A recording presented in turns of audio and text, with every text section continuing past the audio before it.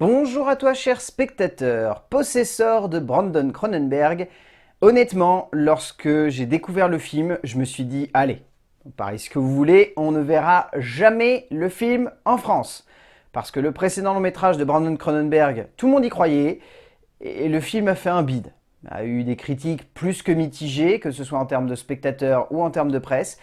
Et moi je me suis dit, allez c'est mort. Et puis d'un seul coup il était nommé à Gérardmer, et The Jokers a chopé les droits du film. Et là je me suis dit, ah, peut-être qu'on va y avoir droit finalement. Le résumé pour faire simple, Tassia Voss est une agente secrète au sein d'une organisation qui planifie la mort de ceux qui compromettent ce monde. Un jour, sa mission l'oblige à prendre possession du corps d'un jeune homme qui va devoir se retourner contre sa belle famille. Et je suis assez content qu'on y ait eu droit parce que le film de Brandon Cronenberg est très intéressant. Je dis pas qu'il est très accessible, loin de là. Je trouve que c'est typiquement un long métrage qui, comme les films de David Cronenberg, sont à réserver à une certaine, entre guillemets, caste de cinéphiles qui va être capable d'apprécier un long métrage alors qu'on va mettre au second plan l'idée d'immersion et de narration.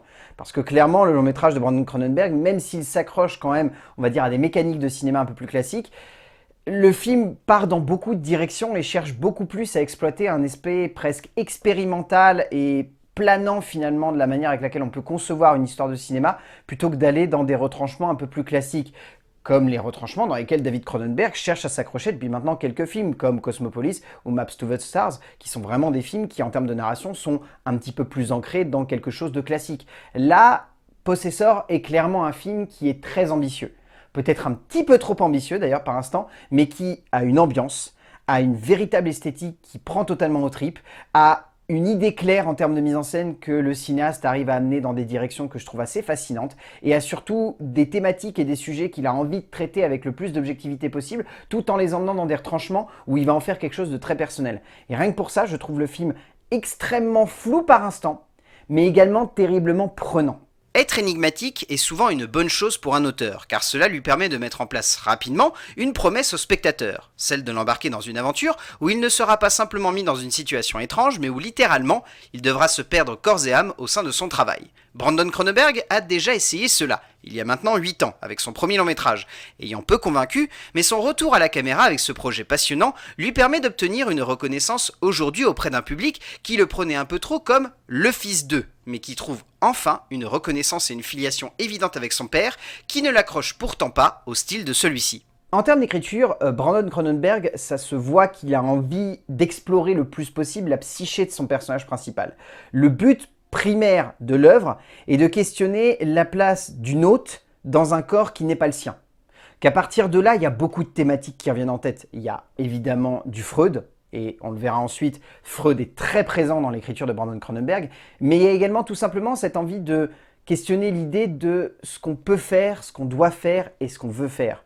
Et à partir de là, du coup, le scénario part dans beaucoup de directions, choisit de mettre en place un personnage qui hésite entre plusieurs situations, qui passe son temps à avoir des instants de flottement ou des instants de réflexion, et où par exemple, tout simplement, cette idée me vient en tête, face à la mort, le personnage principal va être capable de céder la place à l'autre dont il a pris possession, et du coup, va se perdre, et va presque par sadisme laisser l'autre face à sa propre mort. Et je trouve ça assez fascinant parce que du coup, Cronenberg fait presque preuve, comme je disais, d'une certaine forme de sadisme, dans le sens où il veut pousser ses personnages dans des retranchements où la violence est la seule issue possible. Et où même lorsqu'ils sont inconscients, ils vont être capables de commettre les actes les plus dégueulasses et gore imaginables. Et c'est là que je trouve l'histoire très intéressante. C'est parce que, au-delà de vouloir s'accrocher à des aspects d'histoire un petit peu plus classiques, par le biais de ce film qui pourrait presque ressembler à un film d'espionnage, l'écriture veut avant tout explorer à quel point l'humanité non seulement est cruelle, mais est capable de commettre des actes extrêmement violents uniquement comme ça.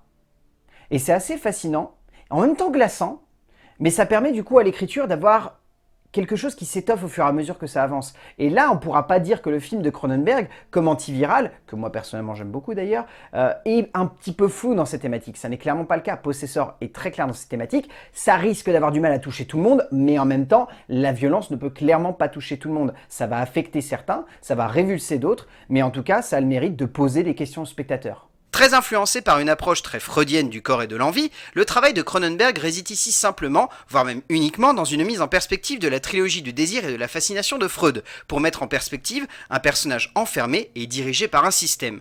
Sans jamais perdre de vue qu'il doit avant tout y avoir une histoire, avant de mettre en forme une thématique ou une réflexion, le fils de Cronenberg se permet tout de même une approche si cathartique de son écriture que l'on peut facilement avoir l'impression d'être mis face au mur, et de ne pas tout comprendre, ce qui est le cas, mais donne ainsi de la matière à la réflexion à la sortie de ce scénario profond et noir. En termes de mise en scène, clairement, Brandon Cronenberg a ici envie d'être très expérimental. Là où Antiviral se posait plus comme un long métrage qui avait envie de créer une certaine fascination par l'esthétique pour le spectateur, dans le sens où tout était très léché, tout semblait trop clinique, trop froid, et où du coup il y avait quelque chose de presque hypnotique qui se dégageait du cadre. Là, on est clairement dans quelque chose de beaucoup plus radical en termes d'esthétique, qui a tendance à jouer avec beaucoup d'effets de style qui vont limite faire planer le spectateur. Je pense que c'est souhaité, mais vraiment il y a des instants où on se sent complètement sortir de notre corps et on se dit « Qu'est-ce qui se passe ? Pourquoi je me sens comme ça ?» Et c'est assez fascinant, il y a notamment toute une séquence qui a donné lieu à l'affiche américaine où en gros le personnage a un visage déformé sur son propre visage. Cette séquence-là est extrêmement perchée et donne vraiment l'impression que Brandon Cronenberg avait envie de nous faire ressentir des sensations plus que des émotions. Et je trouve ça très intéressant parce que du coup, la mise en scène ne devient plus simplement une mise en scène de ce qui va nous affecter, mais littéralement une mise en scène d'un sensoriel qui va provoquer des émotions sur lesquelles on va être quasiment incapable de poser un mot. Et à partir de là, on se pose des questions. Et du coup, ça met en relief l'écriture et c'est très intéressant finalement. Ok, c'est perché, c'est complètement barré, c'est limite fumé par instant et on peut avoir l'impression que le cinéaste nous met complètement sur le banc de touche et nous dit « Tu vas rien comprendre, mais tant pis, moi j'ai envie de faire mon délire et tu verras bien si t'adhères ou pas. » Mais je trouve que ça amène tout un paquet de petites idées qui font que, en tant que spectateur, on ne reste pas inerte devant cette œuvre. Peut-être qu'il y en a certains qui vont littéralement dire que c'est une purge, parce qu'ils ne vont rien comprendre, ou parce qu'ils vont se sentir rejetés par l'œuvre, et ça serait compréhensible, mais je trouve le film assez passionnant de ce point de vue-là. Dans la pure filiation de son père dans le traitement du corps et de la violence, Brandon Cronenberg construit une escalade profondément dure et noire d'une cruauté qui va prendre énormément de place à l'écran. Peut-être par instant tellement que l'on aura envie de détourner l'œil et de se dire que cela est de trop. Et en ce sens, c'est pour moi là que le cinéaste réussit son coup sans pour autant ne pas laisser quelques spectateurs sur le côté et une impression de trop-plein qui pourra facilement révulser certains d'entre eux. Mais en ce sens, il réussit alors à développer une image qui marque, qui se détache d'une trop grande ressemblance avec le père pour mettre en forme son propre style. En termes de casting, déjà je trouve que Jennifer Jason Leigh a un très joli personnage, extrêmement ambigu mais assez fascinant qu'elle amène avec beaucoup de justesse. J'ai beaucoup aimé la prestation de Sean Bean qui pour une fois joue un sacré connard quand même. Hein. J'ai déjà vu Sean Bean dans des rôles un peu moyens mais là vraiment il agit comme un gros con. J'ai beaucoup aimé Rosie Sutherland ainsi que Gabriel Graham. Je trouve également que Annette Talbot est très bien aussi. On peut signer Rachel Crawford également qui a un petit rôle mais qui est plutôt attachante. Il y a aussi Gage Graham Arbott qui a un rôle extrêmement simple, mais ce jeune garçon est bourré de talent et je trouve qu'il amène une présence très énigmatique et assez fascinante. Et après, il y a vraiment ces deux acteurs principaux. Il y a Christopher Abbott que je trouve vraiment excellent parce qu'il porte le film sur une grosse majorité, mais il est beaucoup complété par l'actrice principale qui, elle, c'est une grande actrice, moi j'arrête pas de le dire. Malheureusement, elle est un peu cataloguée dans des directs ou vidéos, alors qu'elle est bourrée de talent et qu'elle l'a déjà démontré à de nombreuses reprises au cinéma. Mais vraiment ici, elle livre une prestation assez folle. Andrea Riseborough, complétée par la performance de Christopher Abbott, donne lieu à une prestation tout simplement folle qui captive de bout en bout et qui ne nous lâche jamais du début à la fin par une présence déchirante. Au bout du compte, Possessor est un film très particulier. À ne pas mettre entre toutes les mains, mais avec ça en tête, regardez ce film.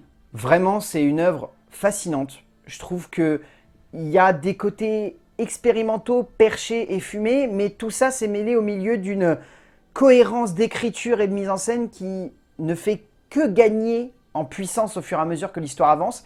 Et réellement, on est fasciné par ça. On se dit vraiment que Brandon Cronenberg a pris tout ce qui marchait dans Antiviral et s'est dit « je pousse les potards encore plus loin ». Et on verra si ça fonctionne. Et ça fonctionne. Je trouve que vraiment Possessor de Brandon Cronenberg est un film très intéressant que je vous conseille fortement d'aller voir. Je pense que vous ne le regretterez pas et que ça risque même de vous fasciner comme long métrage.